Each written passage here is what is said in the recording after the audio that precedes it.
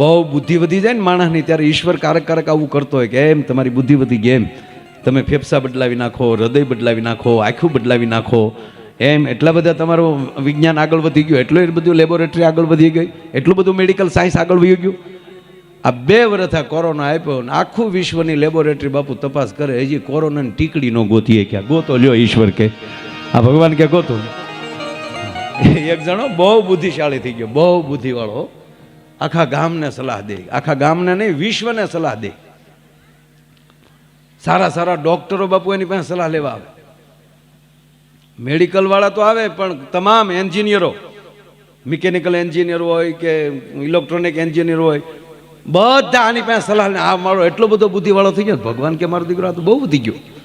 ભગવાન કે આની મેમરી ઉડાડી નાખવી છે, આની આખી સર્કિટ ઉડાડી નાખું, બહુ બુદ્ધિવાળો થઈ ગયો ને એટલે ભગવાન એની સર્કિટ ઉડાડી નાખી. હાવ પછી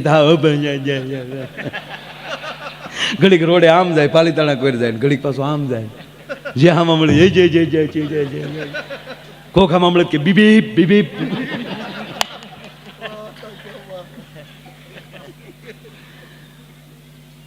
ભગવાનને ચૂક ગઈ સર્કિટ આની હાવ. અનુભાઈ આમાં મળે તો ટીડીટ, હેલો ચલા જા ચલા જા. મેં બહુ કર્યું ને એટલે પછી ભગવાનને ચૂક બનાવવાની પરીક્ષા કરવા આવવા દે, એટલે ભગવાન માનવ બનીને પાછા ધરતી ઉપર આવ્યા, ખાલી આના અંશ અવતાર પૂરતા, આની પૂરતા. એટલે ભગવાન આવીને એને હામાં ઉભા રહ્યા અને કીધું કે ક્યાં જા? નથી ખબર. હે નથી ખબર? ક્યાં ગામનો છો? નથી ખબર. તારું નામ હું? નથી ખબર કીધું ને. એ કે તારા બાપાનું નામ? નથી ખબર. ચીજીત. તારા વિસ્તારના સરપંચ કોણ છે? નથી ખબર. તાલુકા પંચાયત સદસ્ય? નથી ખબર. ભગવાનને ચૂકાના મેમરી કઈ હાવ. તમે કેટલા ભાઈઓ? નથી ખબર. તારું મકાન આવ્યું છે? ચીજીત. ભગવાનને ચૂક હવે હવે હાવ મેમરી ગઈ. પછી ધીરે ધીરે પૂછ્યું કે તારી પત્નીનું નામ? ચંપા. ભગવાન કે મેમરી ઉડી ગઈ પણ વાયરસ થોડોક રહી ગયો. કરોડપતિ હોય તો વેઠ હોતો જવા નથી દીધો, કાઢી લીધા વેઠ.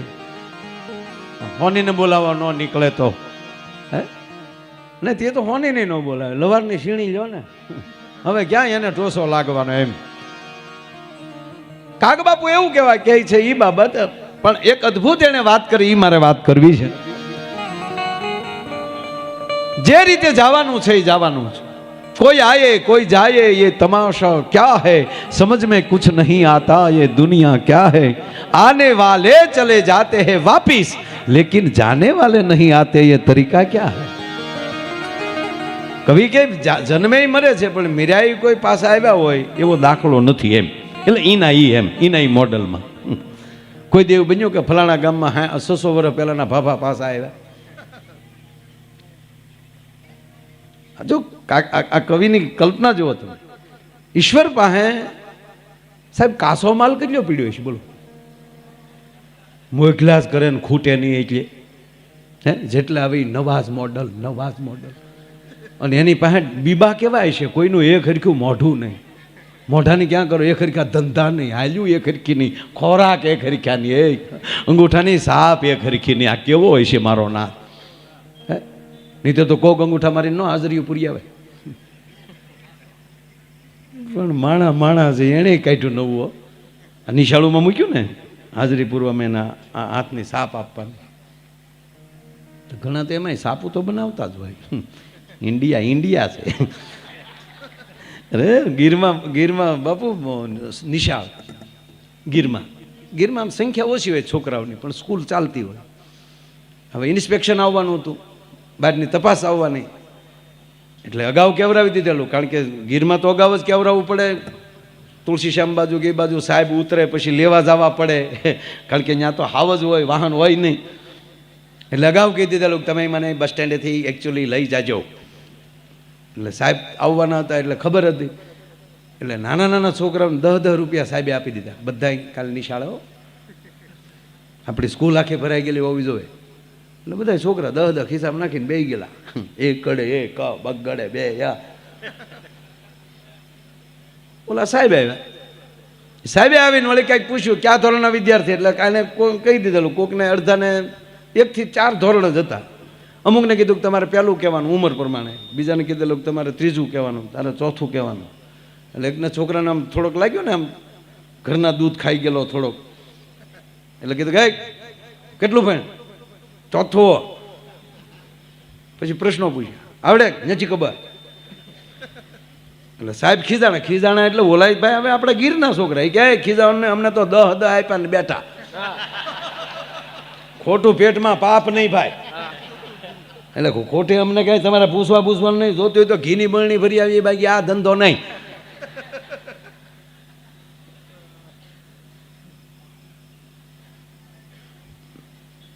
વર્ગ શિક્ષકને બોલાય કે આવી રીતે બેસાડે છે કે સાહેબ ખોટી વાયડે ની અમને 50 આપ્યા. આચાર્ય ઢીલા પડી ગયા એટલે આચાર્ય પરાણે સાહેબને લઈ ગયા ઘરે, બાજુમાં નેહડામાં જમાડ્યા, નાનું એવું કવર કરી દીધું 10-11 હજારનું કે સાહેબ હવે જવા ગયો ને બધું, હવે આમ એકચ્યુઅલી બધું આમ હાલતું જ ભાઈ છે, જવા ગયો ને હવે એ કે કાંઈ વાંધો નહીં એમ કરીને બસ સ્ટેન્ડે મૂકવા ગયા. બસમાં ચડીને સાહેબે કીધું આ સારું છું હું હતો 11માં માની ગયો, ઓરિજિનલ અધિકારી આવ્યા તો શું થાત? આખો ઘાણ એવો નીકળ્યો. બોલો આમાં ક્યારે કોણ કોની ડોકમાં ગાળિયા નાખે નક્કી નથી સાહેબ. ગુણતા ભાગતા બાકી મેલતા આખો ભાવ મેં ગાળ્યો, છેવટમાં શૂન્ય તણો સરવાળો. જે રીતે કોઈ આયે કોઈ જાયે ये तमाशा क्या है, समझ में कुछ नहीं आता ये दुनिया क्या है, आने वाले चले जाते हैं वापिस लेकिन जाने वाले नहीं आते ये तरीका क्या है, और जब सांस की डोरी टूटेगी तब दोस्त तेरा यूं बोलेगा. જ્યારે ખોળિયા માલી પ્રાણ વ્યા જાય, શ્વાસ પૂરો થઈ જાય, जब सांस की डोरी टूटेगी तब दोस्त तेरा यूं बोलेगा कि अब जल्द ले जाओ इस ढेर में रखा क्या है. एक ભાઈના પત્ની ગુજરી ગયા ને બધા નીકળ્યા, રામ બોલો ભાઈ રામ, રામ બોલો ભાઈ રામ કરતા કરતા શમશાન યાત્રા નીકળી પાયો. ગામનો ચોક, ચોકમાં લીમડો, લીમડાની ડાળ નીચી, એ ડાળ બેનના માથા ઉપર લાગી. ખરેખર ગુજરી ગયેલા નહીં, આત્મા અધીર સડી ગયેલો. પણ આવડાય બધા જેમ આવડાય શું એના ઘરના કીધું કે ઉભર એ ટોકર લાગીને બેન બેઠા છે વાહડા પકડીને, ચાલી જાવ એ રોજ આવ તમારું નરકમાં સારું નહીં થાય. એ શોખ માલિક પાલખી પાછી આવી, શેરી વળાવી સજ કરું ને ઘેરે આવો ને.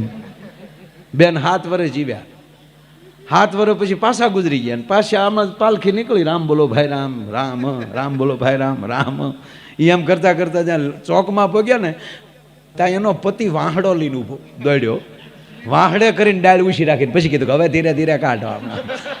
નકર આ પાછી ડાળ ફટકાય તો 7 વર્ષના પાછા આવશે. હવે આને પ્રેમ કહેવાય? આને લાગણી કહેવાય? जब सांस की डोरी टूटेगी तब दोस्त तेरा यूं बोलेगा कब जल्द ले जाओ इस ढेर में रखा क्या है. પણ બધું જો ઈશ્વર ઉપર છોડી દે. કવિ કાગ બાપુ કહે છે કે તુરી તુરી ડાબલીમાં ગોળના ગાડાને સંતાડતો ચોર વાળ્યો. બાપુ ઝાડવાને ખબર પડે કે મારે શું લેવું જોઈએ.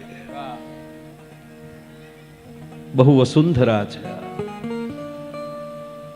જેમ 9 પ્રકારના રસ વાણીમાંથી નીકળે છે એમ ભૂમિમાંથી અનેક પ્રકારના રસ નીકળે છે.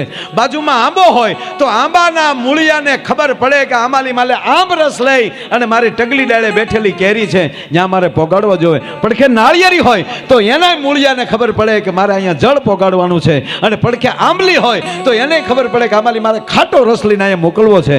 અને કહેવાય ગયો એમાં કડવા કોઠીબા હોય તો એના મૂળિયાને ખબર પડે કે આ ધરતીમાં કડવાટ છે અને કાઢીને મારે એમ કહેવાય કોઠીબા સુધી પોગાડવી પડે.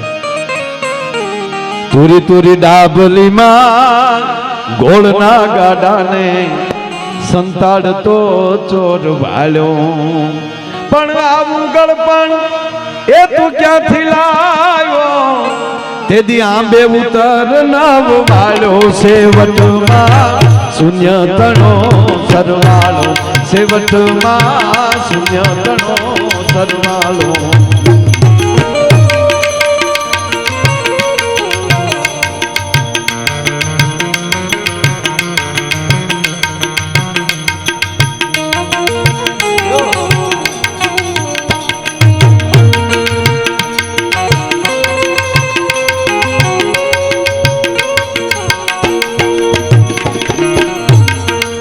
બાપુ આ બીજાને કંઈક આપજો પણ અમે 2000 રૂપિયા મારા, 2000 રૂપિયા પોપટભાઈના ને 2000 રૂપિયા નાજભાઈના, આ અમારા પેલા ને 2000 અમારા આખા બધા કલાકારોની આખી ટોળી તરફથી, આ અમારી આખી ટુકડી, તાળીઓ પડો અમ્મી દેવી. આ લઈ લો, લાઈટ ઝટકો ખાઈ પેલા. એવું જ અહીંયા બહુ સરસ મજાનું નામ આવ્યું છે, બાપા સીતારામ ચંદુભાઈ વી મેવાડા રોયલવાળા, હાલ મુંબઈ, તેમના તરફથી 5101 રૂપિયા આવે છે. જોરદાર તાળીના આગળથી વધાવો. ધન્યવાદ. વાહ.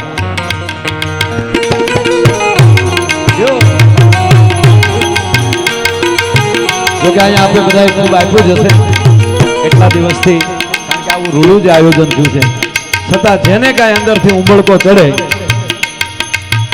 વાત એ કરતો કવિ કાક બાપુની આ કવિતા ઉપર પછી મારે વાત કરવી છે. આવું ગળપણ ક્યાંથી લાવ્યો, આંબે ઉતર નામ વાળ્યો, છેવટમાં શૂન્ય ગણો સરવાળો, છેવટમાં શૂન્ય ગણો સરવાળો, છેવટમાં